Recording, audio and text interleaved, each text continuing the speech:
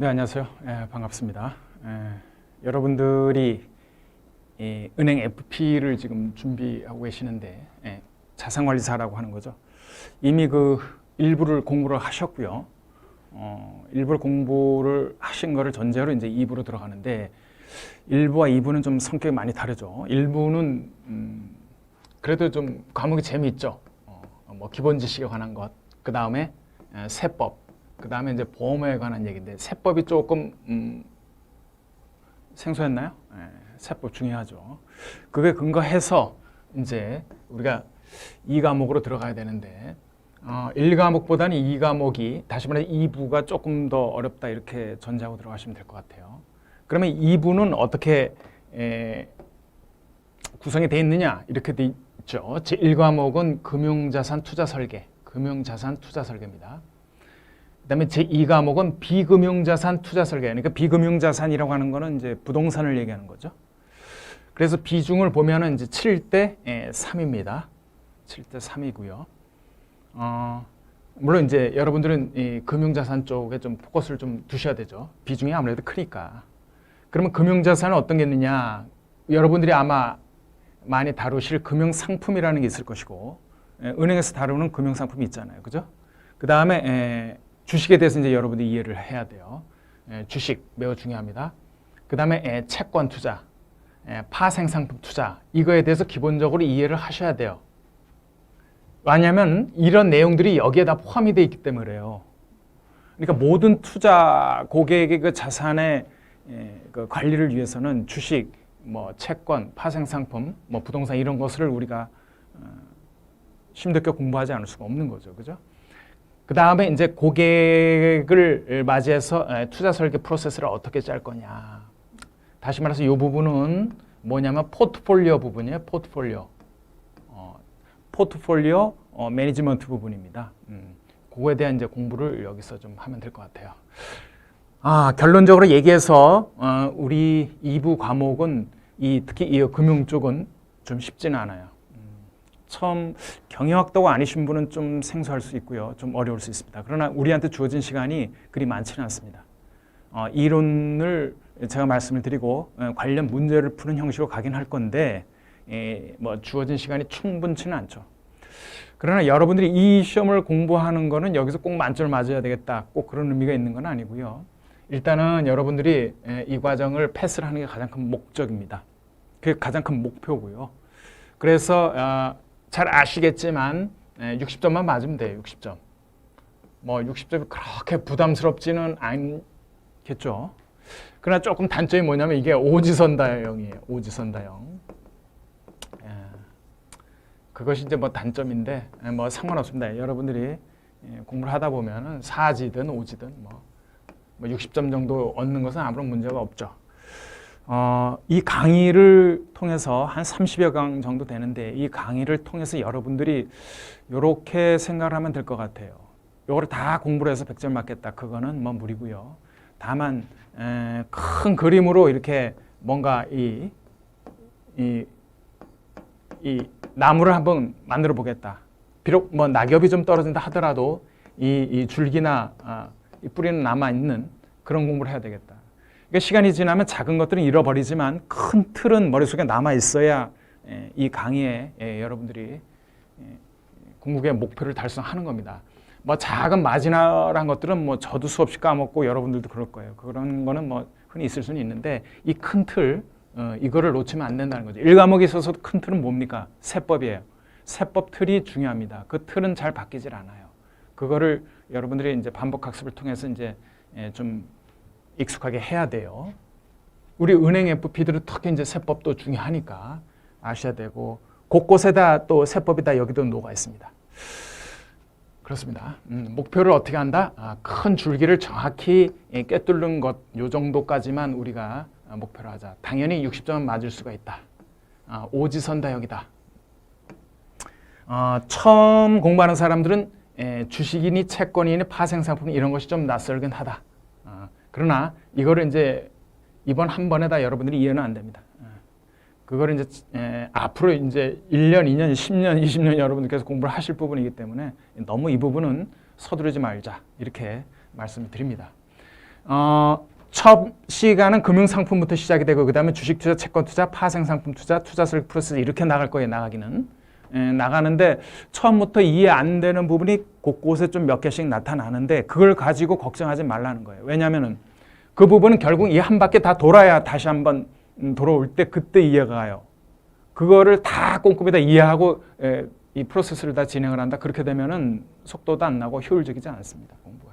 그렇기 때문에 일단은 조금 어려운 용어 또는 뭐 어려운 뭐 이론이 나온다 하더라도 최대한 노력하고 이해가 안 간다 하더라도 넘어가시면 돼요. 왜냐하면 나중에 다 한 바퀴 돌고 나면 그게 두 번째 공부할 땐 이해가 가더라는 거죠. 그런 뭐 특성이 있습니다. 그래서 우리 은행 FP 자산관리사 2부 한번 좀 뭐 공부를 좀 해보죠. 그 다음에 이제 부동산 부분도 뭐 역시 중요한데 요거는 이제 한 10여 강 정도로 해가지고 이때 뭐 공부를 하도록 하죠. 저도 뭐 금융계에서 한 20년 이상 있었지만 부동산이라는 게 중요해요. 항상 보면은 부동산에 빠지질 않죠.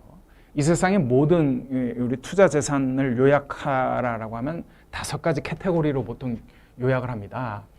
보통 이제 주체부 환원이라고 합니다. 주식, 채권, 부동산, 그 다음에 외환이라고 그러죠. 외환. 그 다음에 원자재 이렇게 얘기할 수 있죠. 원자재. 원자재라는 용어는 상품이라는 용어로도 쓰입니다. 영어로는 commodities 이렇게 표현하고요. 주체부 환원 이렇게 뭐 그냥 외웁니다. 모든 투자는 아마 여기서 다 이루어져요. 주식을 통해서, 채권을 통해서, 부동산을 통해서, 환을 통해서, 기타 상품을 통해서, 원자재를 통해서 그런 거죠. 그러면 저 원자재는 어떤 것으로 구성이 되느냐 하면은 뭐 천연자원 같은 거 있죠. 뭐 가스, 석유 같은 거 천연자원이 있고요. 그 다음에 귀금속이 있습니다. 그죠? 귀금속, 금, 은 같은 거. 그 다음에 산업금속이 있습니다. 산업금속은 뭐 알루미늄, 구리 이런 거. 그 다음에 마지막으로 농산물 있죠. 뭐 대두, 옥수수 뭐 이런 것들. 그런 것들이 이제 원자재에 해당이 된다. 또는 상품에 해당된다. 이렇게 보시면 되겠습니다. 그러니까 이 정도는 우리가 머릿속에 넣고 가자고요. 주식을 그러니까 배워야 하고 채권이 무엇인지 배워야 되고 부동산을 배워야 하고 당연히 이 카테고리가 여기다 포함되어 있고요. 환의 개념 다 아시죠? 그 다음에 상품 또는 원자재. 상품 원자재는 천연자원, 귀금속, 산업금속, 농산물 이렇게 있다. 그거만 기억해 주시기 바랍니다. 자, 이제 금융상품은 이제 들어가도록 하죠. 자, 금융상품인데 공부는 항상 이제 틀이 중요하다고 했습니다. 앞으로 나가면서 과거에 그 배웠던 것을 머릿속에 계속 이렇게 리마인드 하면서 틀을 계속 좀 만들어 나가자고요. 1장은 중요한 게 금융상품 중에 목적별 금융상품입니다. 우리가 금융상품 배우기로 했잖아요. 처음에는. 우리가 파는 금융상품 배우기로 했고 그 다음에 주식 배울 거고 그 다음에 채권 배울 거고 그 다음에 이제 파생 배울 거고 그 다음에 고객한테 어떻게 포트폴리오를 제공해 드릴지 프로세스 그거에 대해서 배운다고 했습니다. 자, 첫 번째 금융상품의 처음은 목적별 금융상품이에요. 목적별 금융상품을 배워야 돼요. 우리가 파는 목적별 금융상품인데 뭐가 있냐면은 보세요. 입출금이 자유로운 상품입니다. 자, 은행에 왜 갑니까? 돈을 거기다 맡겨놓고 내가 원할 때 요구를 하면 지불을 받기를 원하는 거예요. 그러니까 은행을 이용하는 거죠. 은행에 돈 넣는데 돈을 못 찾게 된다. 그러면 은행을 이용할 수는 아무도 없습니다. 그래서 이 입출금이 자유로운 상품이 매우 중요하고요. 그죠? 요걸 우리가 이제 요구불 예금이라고 하죠. 요구불 예금. 예금은 예금이고 요구하면은 지불한다 그런 뜻이죠. 요구하면 바로 지불한다. 그래서 요구불 예금이라고 합니다. 그래서 입출금이 자유로운 상품 요거 배우고 그다음에 은행을 찾는 이유는 맡겨놓고 물론 내 필요할 때 돈을 빼쓰는 의미도 있지만 그 다음에 은행에 가는 이유는 우리가 돈을 좀 어떻게 잘 목돈을 좀 마련하고 싶은 그런 욕구로 은행에 간단 말이에요. 그래서 이제 차곡차곡 돈을 우리가 쌓을 적자, 적금을 들기로 하죠. 그래서 목돈이 이제 우선 필요한 거니까 목돈, 큰 돈이 좀 있어야 그걸 가지고 뭐 투자를 하든지 뭘 하든지 돈을 만들 거 아닙니까? 그래서 목돈 마련을 위한 이제 적립식 상품. 왜? 자산 관리를 해줘야죠. 고객, 그죠? 그 다음에 목돈이 마련이 됐어요. 1억이 됐든 2억이 됐든 목돈이 마련이 됐다면 그 돈을 어떻게 굴릴 것인가. 목돈 운용에 관한 상품. 그때는 적립이 아니죠. 쌓을 적자 적립이 아니라 거치. 갖다 놓는다는 거예요. 파킹시켜 놓는다는 거예요. 이한 거치식 상품을 이제 배워야 돼요. 그 다음에 은행에서 다루고 있는 기타 다양한 금융상품. 이렇게 얘기를 좀 진행해 보면 될 것 같아요. 그러면 이제 은행에서 다루는 목적별 금융상품에 대한 내용이 될 것 같아요. 입출금 자유로운 거, 목돈 마련을 위한 거, 목돈이 마련했으면 운용을 위한 거, 기타 다양한 금융상품 이렇게 진행합니다. 자, 입출금 자유로운 거 뭐가 있느냐? 보통 예금이라는 게 있어요. 은행 가면. 저축 예금이라는 게 있고요. 비슷한 거예요, 이거는. 그 다음에 MMDA라는 게 있고요. 당좌 예금, CMA 이런 게 있습니다. CMA는 이제 이게 이제 종금사에 있는 거고요. 주로 종금사는 뭐 우리나라 이제 하나밖에 없죠. 거의 이제 없어졌는데 증권회사가 이제 주로 CMA를 주로 다루죠. CMA는 캐시 매니지먼트 어카운트예요. 현금 관리 계정이라는 뜻이 되는 거죠. 자, 봅시다. 이거 다 입출금이 자유로운 거예요. 우리는 이제 그 금융계 있을 때 이걸 모계자라고도 많이 합니다. 그냥 어떤 계좌를 두고 거기다 돈을 일단 넣어놓을 때, 물론 거기다 오래 두려고 한 거 아니에요. 임시적으로 두는 거예요. 거기에 뭐 다른 거치식 상품으로 들어가든지 아니면 주식으로 들어가든지 채권으로 들어가든지 파생으로 들어가든지 아니면 뭐 단기 운용 채권으로 들어가든지 이렇게 한단 말이에요. 그래서 그거를 이제 우리는 모계자라고 이제 뭐 많이 표현도 합니다. 어쨌든 CMA는 이 증권사의 이제 모계자고요. 은행에는 이제 MMDA라는 게 주로 많이 있다는 거 아시죠? 자, 여기 요거 한번 봅시다. 보통 예금과 저축 예금은 뭐 가입 대상에 뭐 크게 제한이 없습니다. 제한 없. 그러나 보통 예금은 연 2회 결산을 통해서 원금에 가산한다는 거예요. 연 2회면 6개월마다겠죠. 6개월마다 결산해서 그 이자를 원금에 가산한다는 거죠. 그 다음에 요 저축예금은 연 4회, 다시 말해서 분기별 1회 결산을 통해서 원금에 가산한다. 뭐 그 차이 정도 있다고 보고요. 얘네는 좀 비슷하다 이렇게 보시면 될 것 같아요. 그죠? 그 다음에 이제 중요한 게 이제 MMDA인데 은행에 있는 중요한 상품 MMDA 이거 문제가 이제 이런 게 많이 나죠. 개인이 됐든 기업이 됐든 오케이. D가 있다라는 것 자체가 D가 디파짓 아니에요. 디파짓. 디파짓은 예금했다라는 거예요. 이렇게. 머니마켓 디파짓 어카운트 뭐 이렇게 되는 거겠죠. MMDA 개인이 됐든 법인이 됐든 다 가입할 수 있습니다. 제한 없습니다. 기간이나 한도. 보통 기간이나 한도는 거의 제한이 없습니다. 근데 요거는 보세요. 매일의 잔액을 기준으로 해서 최종 잔액에 따른 차등금리를 적용한다는 거예요. 이게 이제 중요한 컨셉이에요. 매일 잔액이 있단 말이에요. 그게 잔액이 다를 거 아니에요, 크기가. 그러면은 잔액이 1억일 때와 잔액이 10억일 때 똑같이 금리를 적용해 줄까요? 자본주의 사회에서는 그렇진 않아요. 더 큰 것에 대해서 더 많은 금리를 적용해 주겠다는 거죠. 요 차등금리 적용해 준다는 거. 그러니까 더 많이 디파짓 해라 그 얘기죠. 그 다음에 이 특성은 뭐냐면은 3개월 단위로 이자를 원금에 가산한다는 거예요. 3개월 단위. 요거 꼭 알고 계셔야 돼요. 요거 꼭 문제 많이 나옵니다. 3개월 단위로 이자를 원금에 가산한다는 거예요. 이렇게. 그러니까 원금이 계속 커지는 거죠. 그런 특징이 있습니다. MMDA. 당좌예금 잘 아시죠? 기업 처음 기업들이 보통 법인이죠. 또는 사업자 등록증을 소지한 개인. 사업자는 개인 사업자하고 법인 사업자가 있는 거 아시죠? 그죠? 개인 사업자하고 법인 사업자가 있습니다. 개인, 법인 어때요? 사람이죠. 개인. 우리 같은 생물학적인 사람을 개인이라고 하고 법인은 법으로 사람을 만들어 놓은 거예요. 법인. 그런데 나라는 개인이 그냥 이 앞에 라면 가게 차려놓고 거기서 그냥 장사를 했다라고 하면 그건 개인 사업이에요. 개인 사업체. 여러분들 거기서 소득이 나면 어떻게 한다고요? 여러분 소득세에서 배웠죠? 이자소득, 배당소득, 사업소득. 그 사업소득이 거기에 들어가는 거예요. 그 다음에 근로소득, 연금소득, 기타소득 이렇게 되잖아요. 그거를 종합소득이라고 하죠. 거기에 관련된 비용 빼고 나면 종합소득 금액, 그 다음에 뭐 여러 공제 빼고 하면은 뭐가 나와요? 과표 나오죠. 과표에 세율을 곱하고 거기에 세액공제하고 그것이 이제 자진납부세액이 되는 거잖아요. 소득세. 거기에 사업 소득으로 들어간단 말이에요.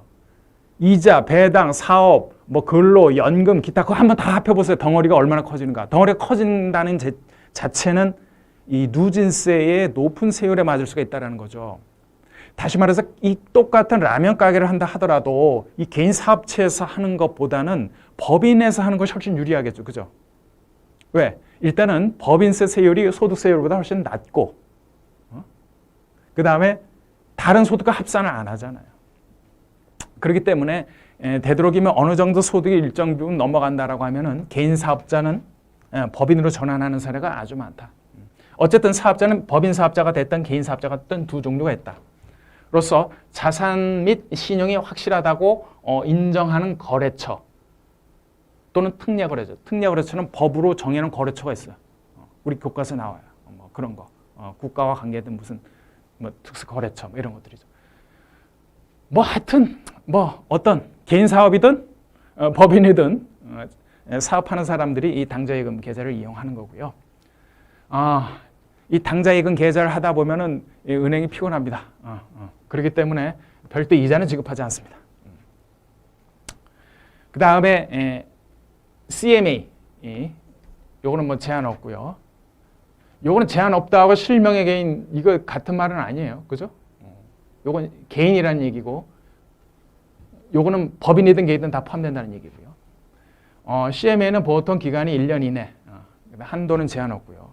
인출 시 원금 및 이자 지급하고요. 만기 후 인출하지 않을 시 원리금이 자동 재예탁되어 예탁 기간이 연장됩니다. 저 같은 경우는 이제 주식 투자를 이제 제가 좀 개인적으로 많이 하거든요. 그래서 이제 증권회사에 이렇게 돈을 파킹하는데 증권회사 넣는 계좌가 CMA 계좌예요. 그 안에 그 CMA 계좌 안에 이렇게 돈을 넣는단 말이에요. CMA 계좌. 캐시 매니지먼트 어카운트. 여기 있는 캐시 매니지먼트 어카운트는 그냥 이자가 없는 거예요? 아니에요. 이자가 있어요. 매일매일 에브리데이 RP라고 있어요. RP. RP. Repurchase. RP라고 있습니다. 환매체. 거기에 에브리데이 투자돼서 그 이자만큼 받게끔 돼 있어요. 이 캐시 매니지먼트 어카운트. 가만히 둬도 얘도 RP에 투자돼 있고 만약에 딱 여기서 주식을 살 수도 있고 채권을 살 수도 있고 파생상품, 뭐 펀드, 뭐 신탁 여러 가지 상품을 살 수 있게끔 되어 있는 이 모계자입니다. 특히 증권사의 모계자라는 거 기억해 주시고요. 이렇습니다. 이런 것이 이제 입출금이 자유로운 상품이에요. 이건 그냥 수시로 돈을 넣었다 뺐다 할 수 있고 마음 놓고 내가 돈을 갖고 나갈 수가 있습니다. 특징, 예금자 보호가 다 이루어져야 된다. 예금자 보호가 다 이루어져야 된다. 자, 여기서 우리가 좀 알아야 하는 게 예금자 예보라고 아시죠? 예보라고 하는데 금융기관이 일정 금액의 그 보험료를 내게 되면은 이런 뭐 정기예금이랄지 뭐 여러 가지 예금자 보호법에 의해서 보호받는 이런 상품들에 대해서 보호를 다 해준단 말이에요. 예보에서. 그 얘기를 하는 겁니다. 예금자 보호. 예금자 보호는 우리나라 법에서 원금과 이자를 합쳐서 어떻게? 5천만 원. 5천만 원까지만 보호를 해주게 돼 있다. 한 금융기관당. 그죠? 그래서 예금자 보호가 다 이제 됩니다. 다 됩니다. 그러나 증권사는 해주지 않는다. 증권사 부분은 해주지 않는다. 그것만 알고 계시고요. 증권사의 상품들은 예금자 보호라는 거는 여러분들이 분명히 아셔야 되지만 예금자 보호법에 의해서 보호를 안 받는다고 해서 그 금액이 보호를 무조건 다 안 받는 건 아니에요. 다른 법에 의해서, 다른 재원에 의해서, 뭐 다른 그 믿을 만한 담보에 의해서 그들에 의해서 보장받고 있다면 예금자 보호법에서 보장받는 것 못지않게 보장을 받고 있는 거예요. 그런 기능으로서 다 보장을 받고 있다면은 굳이 예금자 보호법으로 보호할 필요는 없다라는 거예요. 그래서 예금자 보호법에 보호 안 해준다, 큰일 났다, 잘못됐다 그런 건 아니다라는 거예요. 그리고 증권회사의 상품 특징은 뭐냐면 예금자 보호 상품이 거의 없습니다. 별로 없어요. 왜냐하면 증권사라는 건 여러분들 알다시피 뭐예요? 내가 합리적인 위험을 걸고 합리적인 수익을 얻고자 투자를 하는 거거든요. 그거를 누가 보장을 해준다는 겁니까? 내가 주식 투자, 채권 투자를 하는데 그거를 누가 보장을 해준다는 거예요? 그건 말이 안 되죠. 내 판단에 의해서 투자하는 겁니다. 그래서 요거 쭉 보시고 증권사 요 비보 요거 또 이제 문제로 가끔 나옵니다. 여기까지 이제 무슨 상품? 요구불 예금, 입출금이 자유로운 상품 얘기했고요. 이제 목돈 좀 마련해 봅시다. 목돈을 마련해 보는데 정기 적금이라는 게 있고요. 그 다음에 은행하면 상호 부금이라고 있습니다. 그 다음에 신용 부금, 요거는 이제 상호 저축은행 같은 데 있는데, 그죠? 그 다음에 이제 재형 저축, 재형은 재산을 형성하는 저축입니다. 이거 지금 재산을 형성하는 그 계좌들이에요. 상품들이에요. 그 다음에 농어가 목돈 마련 저축, 농민이나 어촌에 있는 분들이 상대적으로 저소득층이 많기 때문에 그들을 위해서 좀 돈 좀 모으세요 라고 해서 만들어주는 것이라는 거죠.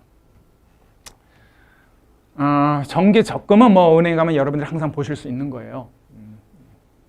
저축기간 뭐 6개월 이상 뭐 5년 이내고요. 저축한도 제한 없고요. 정기 적립식입니다. 매월 뭐 얼마. 가입 당시 약정 이유를 만기까지 이제 적용하면 되는 거고요. 이거는 뭐 아실 거고요.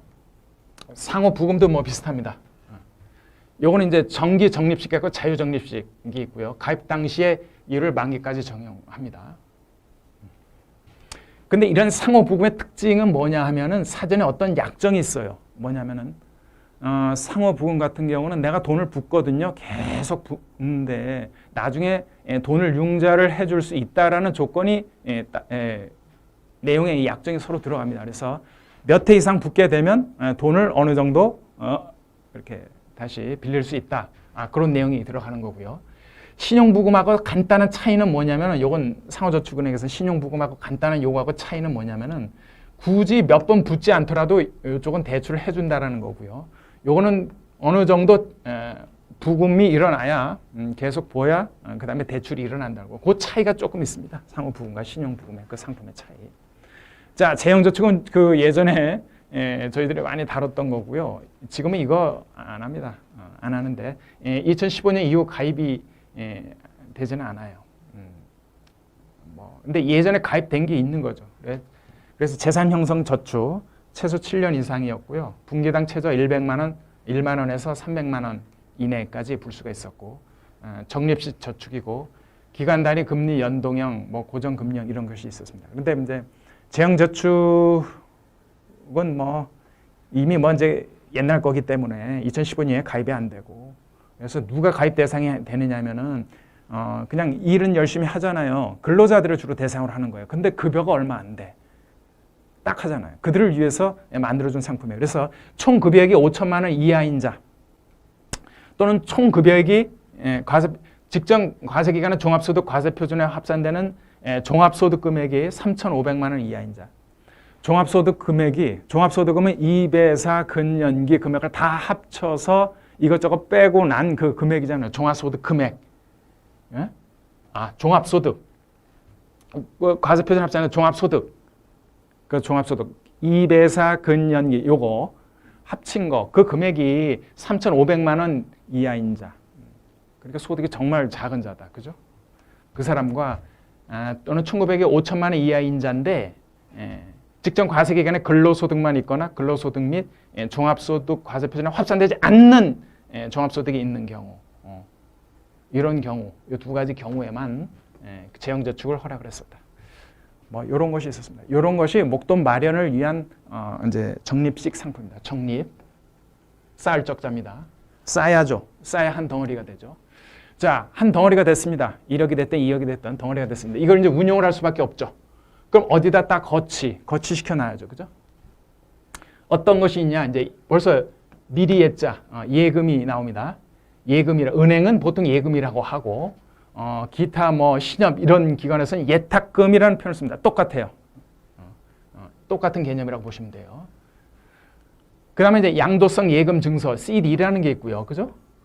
들어보셨을 거예요. 환매 조건부 채권, RP라고 있습니다. repurchase의 준말입니다. 표지 어음이라는 게 있고요. 기업 어음이라는 게 있어요. 여기서 기본적으로 알아야 되는 게 CD, CP, RP 이 세 개는 삼형제라 그래가지고 원금이 보호되지 않는 예금자 보호법에서 보호되지 않는 사명자라고 하면서 많이 이제 등장을 하죠. CDCP, RP 뭐 얘기를 해보죠. 정기예금과 정기예탁금은 똑같은 것이다. 그러나 이제 정기예탁금은 신협, 뭐 새마을금고 이런 데서는 예탁하는 표현을 쓰고 우리 일반 은행에서는 정기예금이라고 씁니다. 정기예금은 보통 회전식과 주가지수 연동형 정기예금이 있어요. 회전식이라고 하는 건 뭐냐면, 이 정기예금이라는 게 딱 1년간 딱 파킹시켜 놓기에는 이 돈을 어디다 쓸 수도 있는데 이렇게 생각하는 사람이 있다는 얘기예요. 그러면은 만기를 3개월씩 쪼개버려. 3, 3, 3, 3 이렇게. 1년을 이렇게 쪼개버려서 3개월 동안 있다가 다음에 쓰지 않아? 그럼 자연 또 3개월이 연장이 되는 거죠. 요거를 이제 회전식 정기예금이라고 하고요. 그 다음에 주가지수 연동형 정기예금이라고 하는 것은 주가지수 연동이라는 거에 대해서 너무 두려워하지 마세요. 뒤에 아주 지겹게 나옵니다. 이 구조화 상품이라는 데서. 이거는 뭐냐면은 우리가 예금이라고 하는 것은 1년에 몇 %예요 라고 정해진 예금을 받긴 하지만 그게 만족스럽지 않죠.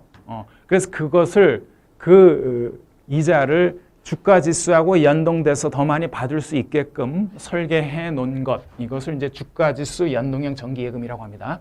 그거 뒤에 많이 나와요. ELS니 뭐 ELF니 이런 것들 뒤에 나옵니다. 어쨌든 그런 것이 있다. 뭐 여러 가지 이거 있고요. 정기예탁금 똑같다고 했습니다, 거의. 자, 이제 요 얘기 좀 해보죠.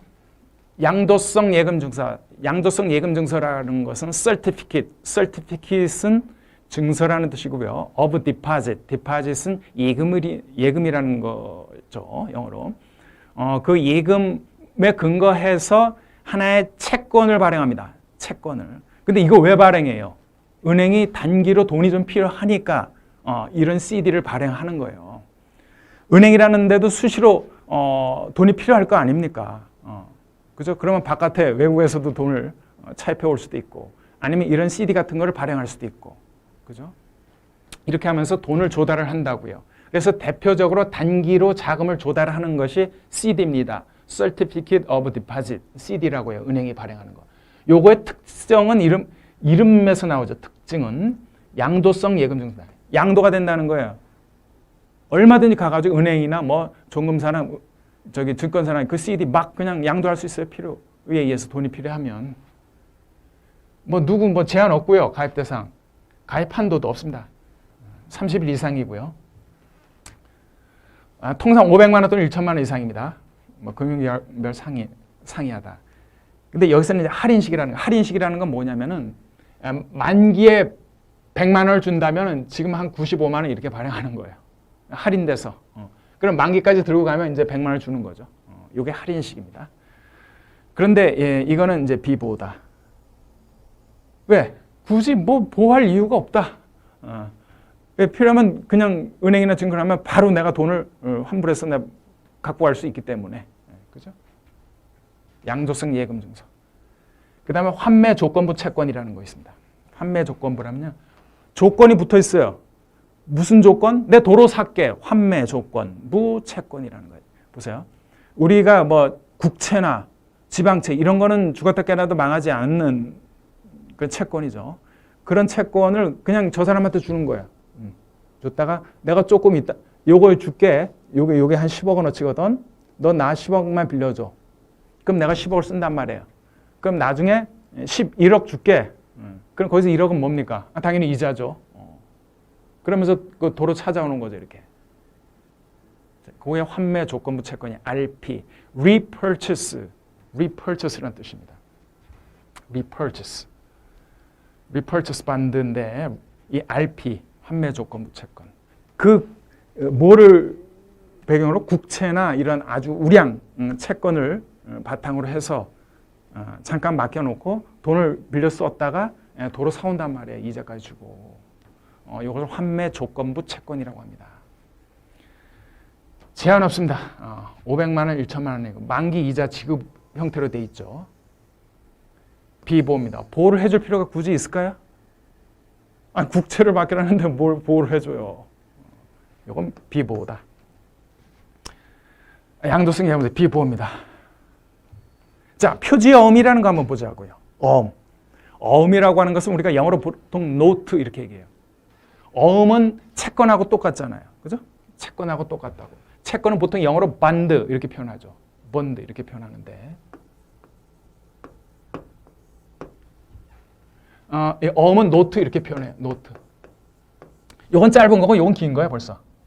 요건 1년이 안 되는 거 요건 1년 이상 이렇게 보시면 돼요. 요걸 보통 우리가 어음이라고 표현합니다. 표지어음 이렇게 되는데. 자, 어음이라는 게 어떤 종류가 있을까? 기업이.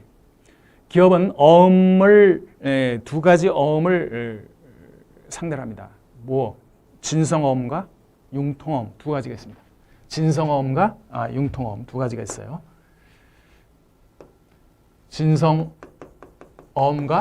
융통어음이라고 있다고요. 진성어음이라고 하는 것은 일반 상거래를 하면서 어음 받잖아요. 그때 받는 어음이에요. 그걸 진성어음이라고 하고, 융통어음은 뭐냐면은 내가 돈이 지금 필요해. 근데 내가 알다시피 삼성전자야. 아주 잘 나가는 회사거든. 나 돈 좀 빌려줘. 어음만 주고 돈을 그냥 빌려오는 거예요. 이거 물건을 사고 파는 게 아니란 얘기야. 다시 말해서 일종의 채권이죠. 그죠? 야, 요 채권 어음 주고 1억. 내가 한 90일 있다 갚을게. 이렇게 되는 거죠. 그걸 이제 융통어음이 되는 겁니다. 융통어음을 우리는 영어로 어떻게 하냐면 커머셜, 상업적인 그런 뜻이죠. 커머셜 페이퍼 이렇게 씁니다. CP. CP, 커머셜 페이퍼. 기업의 신용도를 근거해서 잠깐 돈 빌린 거야. 그 채권이라고요. 요거 원리금 보존해 줘야 돼요? 보장해 줘야 돼요? 그럴 필요가 없잖아요. 투자한 거예요. 그죠? 그래서 기업어음, CP 요거 분명히 알고 계시라. CD, 양도성 예금증서, RP, 환매조건부 채권, 기업어음, CP 요 세 가지는 무슨 삼형제? CD, CP, RP? 비보호 삼형제. 비보호할 필요가 없기 때문에 비보호하는 거예요. 근데 여기 표지 어음이라는 것은 뭐냐면은 이 금융기관이 막 이렇게 우리가 어음 가지고 깡한다 그러잖아요. 어음 들고 있다가 뭐 3개월까지 기다렸다 그때까지 뭐 받으면 되지 이렇게 생각을 하지만 그럴 필요가 없죠. 우리는 당장 은행에 가서 깡하고 쉽게 해서 할인하고 돈을 받아서 이제 또 돌려야 된단 말이에요. 그래서 그 할인하는 과정 이게 수없이 금융기관은 이제 여러 만기의 어음을 갖게 된다고. 그죠? 그걸 가지고 그냥 두고 있겠어요? 그걸 가지고 재빨리 현금을 만드는 방법 없을까? 기본 우리 자본주의라는 건 빨리빨리 은행이라는 건 신용창조가 중요하잖아요. 신용창조. 빨리빨리 돈을 만들어서 또 빌려주고 돈을 만들어서 빌려주고. 그죠? 어음이 있는데 그걸 만기까지 기다려? 그럼 바보죠. 어음을 가지고 묶어서 만기가 비슷한 걸 가지고 그냥 커버를 씌워버렸다는 거예요. 그걸 가지고 당장 팔았다 이거예요. 상품화 시켜서. 그럼 바로 또 현금이 들어오는 거예요. 그게 표지어음이라고. 씌웠다고. 그죠? 제한 없고. 그래서 금융기관에서 보통 이제 융통하기 위해서 이런 상품을 또 많이 파는데 이것도 이제 할인식입니다. 이런 거는 이제 보호를 뭐 해줘야죠. 그래서 비보호 삼형제 CDCP, RP 요거를 좀 알고 계셔라. 그렇습니다. 지금 주택 청약 관련 금융상품 얘기 한번 해봅시다. 우리 은행에서 이제 이걸 다루니까 예전에는 우리가 여기 나오면은 이것밖에 없었어요. 청약 저축, 청약 부금, 청약 예금 이렇게 있었다고. 요거는 청약 저축은 이 주택을 제공하는 것이 국민주택이라는 게 국가에서 공공주택 있죠. 국가에서 제공하는 주택이 있고 민간이 제공하는 주택이 있어요. 그죠? 요거는 주로 국가가 제공하는 주택이었다고. 국민주택. 주로 무주택 세대자를 구성으로. 그러니까 이게 가장 좀 열악한 거죠. 국가에서 이제 이런 거를 역할을 해줘야죠. 만기 없이 뭐 자유적립하고. 지금은 이 세 가지는 다 불가능합니다. 이거 다 없어졌어요. 뭐로 바뀌었냐 하면은 이거로 바뀌었다고. 요거로 바뀌었어요. 그래서 요거를 이제 아는 게 중요하고 여러분들이 만약에 든다면 이게 주택 청약 종합저축입니다. 저도 이거 들어 있고요. 이제 뭐 신규는 다 불가능한데 예금자 보호 문제를 보면은 보세요. 청약 저축은 누가? 국가에서 어떤 국민주택 규모. 국민주택을 여기서 공급하는 개념이고요. 청약 부금과 청약 예금은 민간에서 공급하는 거라고, 민간. 민간에서 공급하는 뭐 85제곱미터 이하. 85제곱미터가 국민주택 규모 25.7평이에요. 전용 면적. 그거 하는 거예요. 그걸 부을 때 청약예금, 청약부금합니다. 여러분들 뭐 상식적으로 알죠? 뭐 85제곱미터 이상, 뭐 102제곱미터 뭐 이렇게 나누고 또 서울, 부산, 또 일반 광역시, 기타시 해가지고 얼마 청약예금 부어야 되는 금액이 있죠. 뭐 500만 원, 700만 원, 1000만 원 뭐 이런 식으로. 그거를 붓게 되고 붓고 난 다음에 1순위가 되고 그걸 가지고 우리가 나중에 이제 청약을 하게 되는 것이죠. 뭐 청약 뭐 요즘 집들이 많아서 뭐 청약 예전에는 집을 갖는 게 소원이기 때문에 이때 뭐 사실 난리가 났었죠. 지금은 좀 덜하죠. 그냥 뭐 굳이 청약하지 말고 사지 뭐 이런 사람들이 많기 때문에 그렇습니다. 그래서 요거는 주로 민간에 공급을 했다고요. 그러니까 요거는 보호를 해줄 수밖에 없죠. 근데 요건 보세요. 요건 국가가 하는 거 아니에요. 국가가 뭐 돈 띠먹겠어요? 예금자 보호법으로 보호를 해줄 필요가 뭐가 있어? 국가가 하는데. 그죠? 예금자 보호법으로 보호하지는 않는다. 국가가 보호하겠죠. 뭐. 이런 개념으로 이해를 하시라고요. 자, 이게 중요하다고 그랬죠? 지금은 이거 되는 거니까. 지금 신규 이거 가능한 거고요. 이것도 예금자 보호, 비보호입니다. 뭐 국가가 하는 건데 뭐.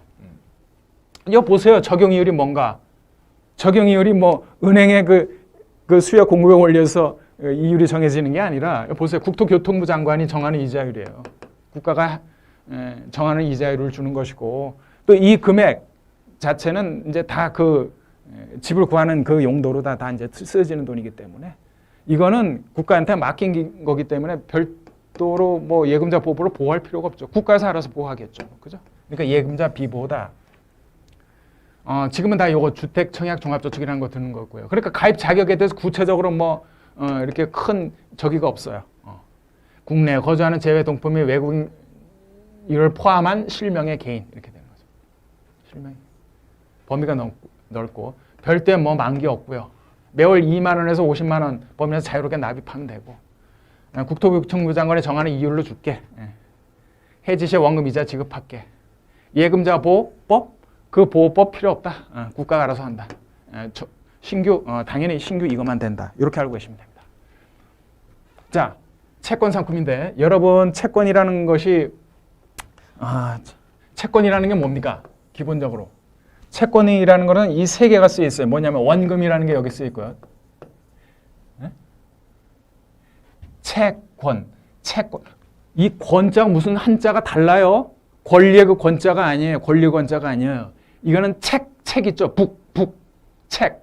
그 채권자라는 뜻이에요. 그래서 채권은 원금 얼마 1억, 표면 이율 얼마, 뭐 5%, 만기 얼마 3년. 요것이 들어가 있는 그런 상품입니다. 그래서 이 증서에 쓰여 있는 약속대로 현금 흐름이 발생되는 거예요. 그걸 채권이라고 얘기한다고요. 자, 근데 채권을 보세요. 채권을 보는데 아이고 이거 뭐 여러분 요거 하면 제가 뭘 그린 것 같아요? 이 기업의 지금 재무 상태표입니다. 기업의 재무 상태표. 회계를 좀 아시는지 모르겠는데 이 부분은 자산이죠. 이 부분은 부채죠. 이 부분은 자본이죠. 이 정도는 아시겠죠, 여러분. 이렇게 되는 건데 은행이 지금 돈이 필요해요. 후순위 채권은 제가 지금까지 본 상황에 후순위 채권은 뭐 이렇게 농협이 대개 은행들이 상호저축은행 뭐 이런 은행들이 다 발행을 했어요. 제가 지금까지 본 그 후순위 채권은 그런 게 많더라고요. 후순위 채는 뭐냐면은 자, 기업이라는 건 여러분들 기업이 망해 보세요. 그럼 청산이 어떻게 되느냐면은 일단은 누가 주인이에요? 이 부채가 주인이라고. 부채가 먼저 달라. 다 필요 없어 이거. 약속대로 이 자산 다 처분해서 우리부터 먼저 소화시키고 남은 재산이 있으면 너네 주주 자본 니네들이 갖고 가 이렇게 되는 거예요. 그래서 주주를 우리 상법에서 뭐라고 표현하냐면 자녀재산 분배 청구권이 있다 그래요. 자녀재산 이 재산을 가지고 부채 채권자한테 다 주고 나서 자녀재산이 남으면은 그 주식수에 비례해서 분배해 갈 수가 있는 거예요. 그래서 자녀재산 분배 청구권이 있다고 합니다. 주주는 이런 건데, 여기서 보면은 그러니까 부채보다는 저기 자본보다는 이 자본이라는 건 보통주나 우선주나 이런 것들이잖아요. 얘네보다는 이 부채가 더 힘이 더 있는 거죠. 먼저 선순위잖아요. 부채. 그렇단 말이에요. 그런 게 부채인데 요거는 후순위야. 다시 말해서 기존에 여 채권이 있는데 그 채권보다는 후순위로 가겠다 이거예요. 그 채권보다는 후순위로 가겠다. 청산할 때 그 선순위 채권 청산하고 난 다음에 나 후순위 줘.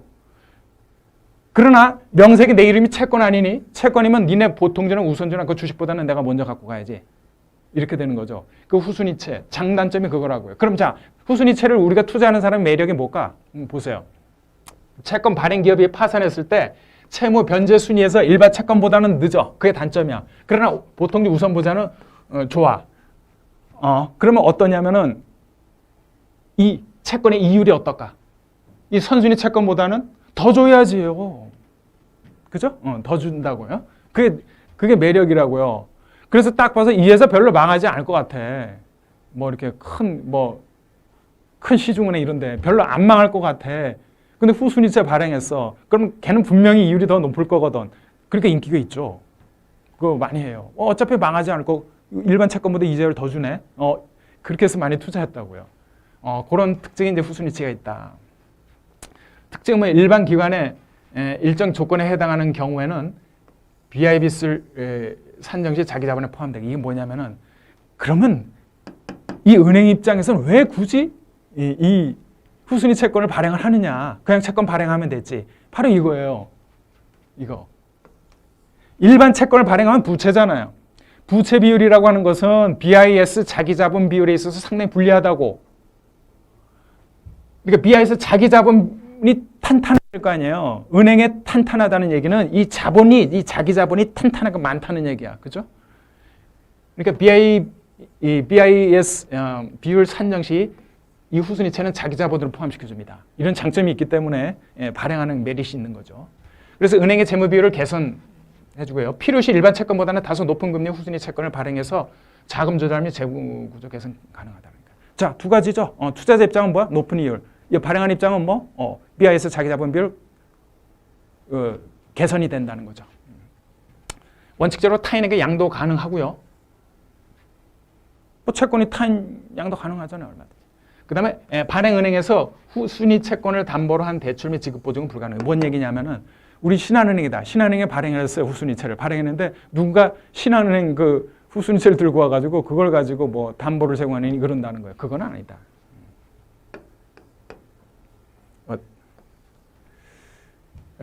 원본 손실 가능성. 가능성이에요. 근데 그 작은 은행 있잖아요. 상호저축은행 뭐 이런 거. 옛날에 제일저축은행 뭐 무슨 은행. 이런 것들은 좀 덜어 이제 많이 그 저축은행은 좀 뱅크럽이 된 경우가 좀 있었잖아요. 그랬을 때는 그거는 당연히 원본 손실 가능성이 있죠. 중도 상환은 이제 불가능합니다. 채권의 중도 상환이 가능한 것이 있어요. 기억해야 될 거. 뭐라고? 산금채. 나중에 나오죠. 산금채는 그렇습니다.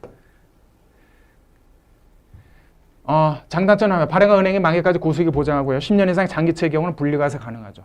이거는 세법에 나오는 얘기다. 그죠? 분리과세를 하고 싶어 하는 사람이 있을 거 아니에요. 강남에 돈 많으신 분들 뭐 이런. 그 다음에 다양한 형태, 복리채, 이표채 등. 그러니까 채권의 형태는 이할복이라고 그러잖아요. 이할복. 이표채로 발행하거나 할인채로 발행하거나 복리채로 발행하거나 이 세 가지 발행하거나 이할복으로 발행합니다. 보통. 이표채라는 거는 이 채권이 이렇게 있으면 이게 채권이잖아요. 이렇게 있으면은 요 밑에 이렇게 해가지고 이렇게 이자표를 이렇게 달아놔요. 그럼 하나 똑 뜯어가지고 은행 가서 이렇게 찾아가는 거라고. 그 이표채. 발행한 은행의 만기까지 고수익 보장 10년 이상 장기채권 분리과세 다양한 형태로 발행되어 장기 자금을 운용하기에 적합하고 예금자 보호법에 의해서 비보호. 이걸 보호해 줄 이유가 뭐가 있습니까? 투자자산인데. 발행은행의 도산, 파산 시 원가를 변제받기 어렵다는 거예요. 이거 지금 주식과 뭐가 달라요? 이 은행의 그 크레딧을 보고 들어갔는데 투자한 거죠. 그러니까 이거는 보면은 우리가 봐도 잘 망하지 않을 것 같은 은행들, 그런 은행들이 더러 발행을 해요. 그때 이제 추천해 줄 수 있는 이제 상품이죠. 산금채, 산업금융채권. 이거 산업은행은 아시죠? 대표적인 우리나라 국책은행입니다. 망할 일이 없다고 보시면 돼요. 그죠? 뭐 은행이 채권을 발행하는 이유는 뻔하잖아요. 그죠? 자금 조달을 위해서 발행하는 겁니다. 그래서 기관 투자가 또는 제한세를 적용하는 비거주 외국인을 제한 개인 및 법인.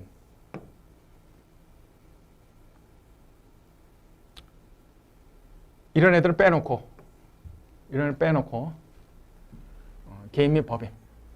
저축은행 100만 원 이상 하셔야 되고요. 이표채 복리채 형태로 발행합니다. 월 또는 뭐 분기 단위로 이표를 지급하고요. 적용 이유는 상금채 유통수익률 플러스 추가 금리고요. 예금자 보호 해줄 이유가 없죠. 해줄 이유가 없어요. 그리고 얘네는 안 망해요. 여기에 뭐가 있냐면 이제 매입 상환이라는 독특한 제도가 있습니다. 요걸 알고 계셔야 돼요. 매입 상환이라는 거는 얘 상금채는 그럼 뭐라고 주장을 하냐면은 너 돈 필요하니 중간에 그 은행이나 그런 데 가가지고 바꿔주게 해줄게 거기서 이렇게 되는 거예요. 매입 상환 도로 그냥 사줄게 이렇게 되는 거예요. 그러니까 너는 얼마든지 거기서 중도 상환을 받을 수가 있어 이렇게 된 거예요 이게. 그러니까 이 상금채가 이 중도 상환을 이렇게 받을 수 있는 그런 특징이 있습니다. 뭐 중도 해지라고 표현해도 좋죠. 분할 인출 여부 가능. 그 다음에 이제 중기채 또는 중금채라고 합니다. 중소기업 금융채권, 중기채 똑같죠. 뭐 크게 다를 게 없잖아요. 산업은행, 기업은행 어떤 은행이에요? 특수은행이죠. 농협, 특수은행이죠. 우리나라 특수한 특수법에 의해서 설립된 목적이 있는 은행입니다. 뭐 다 똑같은 개념이죠. 자, 이 채권이 이제 만기가 딱 됐어요. 만기가 됐으면 찾아가야 될 거 아니에요. 원금과 이자를. 근데 원금과 이자를 찾아가는 기간이 만기 후 1월 이내인 경우와 1월 초과 6개월 이내인 경우와 6개월 넘어서 찾아가는 경우와 그 남의 돈을 갖고 있는데 그 돈이 이자를 안 줄 수가 없잖아요. 그럴 때 어떻게 적용하느냐 그 얘기 나왔습니다. 그래서 이건 뭐 지금 찾아가야 될 돈이 한 1억 2천이 있는 것 같은데 원금 1억과 이자 2천 안 갖고 가? 그 1억 2천에 대해서 어떻게 한다고? 만기가 동일한 그 복리채 고시금리의 50%를 주겠대요. 안 줄 수는 없잖아 또. 그러나 1월 초과 6월 이내 계속 안 갖고 가네. 그러면 이 이후에는 또 그 똑같은 금리의 30%. 6개월이 넘어도 안 갖고 가? 그럼 뭐 20% 이렇게 스텝 다운 시키겠다라는 거죠. 중도 해지 이율, 신규일 당시 동일 만기 중소기업 금융채 중도 해지 이율을 적용하면 되고 예금자 보호 당연히 보호다. 뭘 보호를 하냐, 그죠? 자, 은행은 우리가 골드뱅킹이라는 걸 하고 있습니다. 골드뱅킹이라고 하는 거는 금인데 금은 아시다시피 실물이에요. 물건을 누구한테 준다라고 하는 것은 부가가치세가 적용이 될 여지가 있다고, 그죠? 우리나라 그 부가가치세는 재화나 용역을 인도했을 때 부가가치세 누가 최종 소비자가 그거를 내게끔 돼 있어요. 그래서 금실물을 내가 사게 되면 최종 소비자로 사게 되면 내가 부가가치세를 10%를 물어야 된다고요. 그래서 금실물 거래에 따른 부가가치세 비용이 발생하는 문제가 있잖아요. 그래서 금실물 하지 말고 금이라고 하는 지금 요즘 금 가격의 변동이 있잖아요. 지수 변동이 있다고.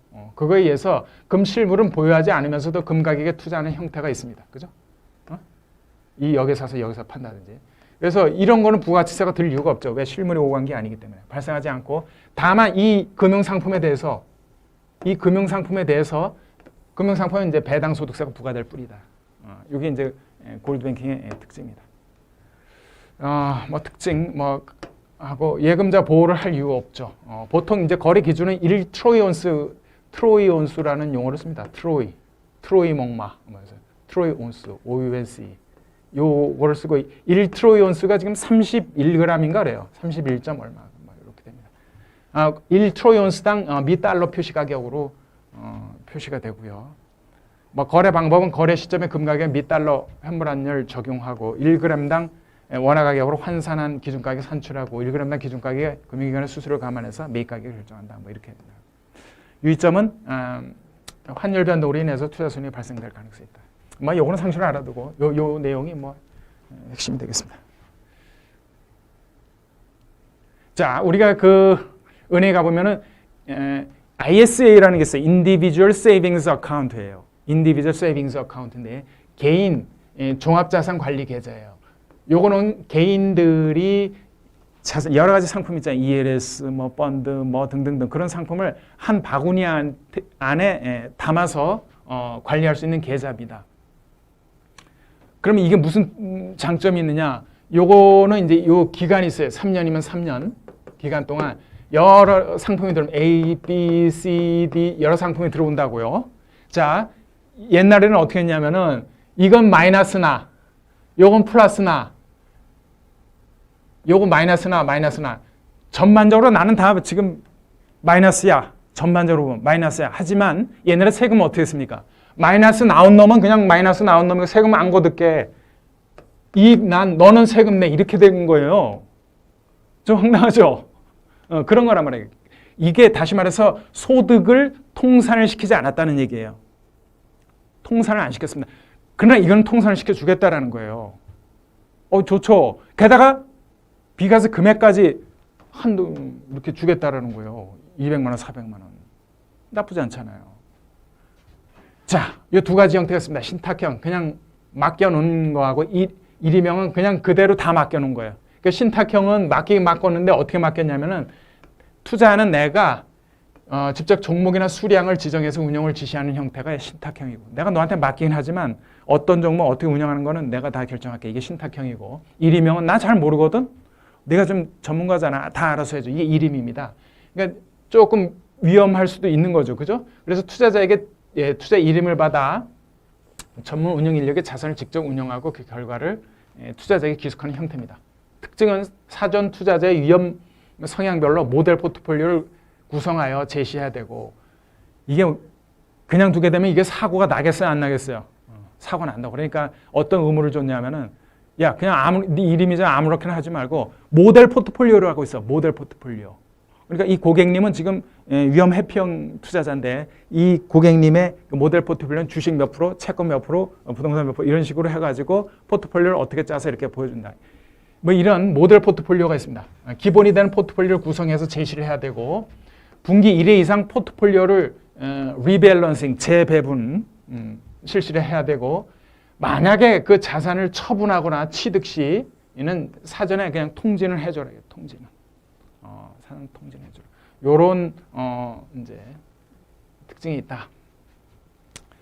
그 다음에 요 ISA에 하려면은 여러분이 일반형에 해당됩니까? 서민형에 해당됩니까? 뭐 농어민형에 해당됩니까? 이렇게 되는 거죠.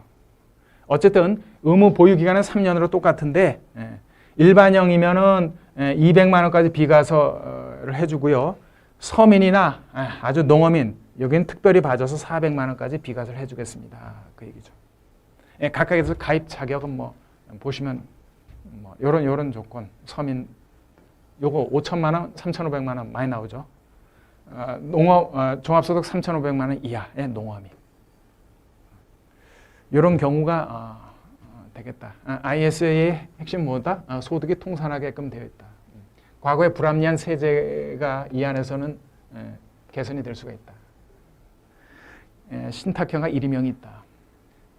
이 계좌에 들어올 때는 각각에 맞는 거에 들어와서 이 비과세 혜택을 받으면 될 것이다.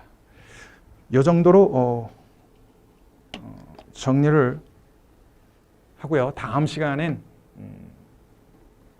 집합투자 상품으로 들어가도록 하겠습니다. 수고하셨습니다.